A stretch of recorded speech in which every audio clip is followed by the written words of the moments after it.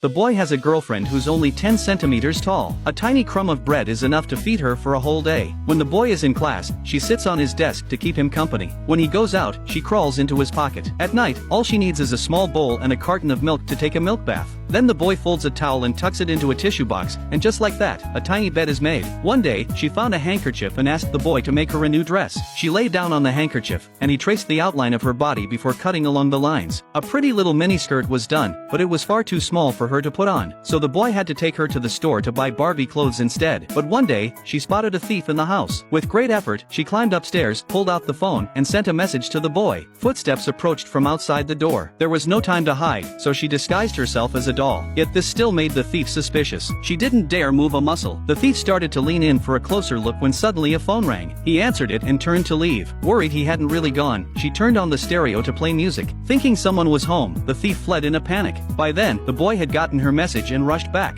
He let out a sigh of relief only after making sure she was safe and sound. To reward her, he bought her lots of new clothes, and she was over the moon. Even though she was happy staying with the boy every day, she still hoped she'd return to normal size soon. One day, the boy had to go to the bathroom, so he left his coat by the door. But no sooner had he left than a child came over, picked up the coat, and shook it a few times. The girl fell right out and the child grabbed her. She tried to escape, but the child tied her up with a rope. When the boy came back, he found she was gone. He searched everywhere but couldn't find her. Luckily, his grandmother was right next to that child, and he managed to find her at last. But on their way back, the boy was in a sudden car accident. He fell into a coma. No matter how she shouted, he didn't respond, so she climbed onto him and kissed him. A white light flashed. The boy woke up, and she'd returned to normal size too.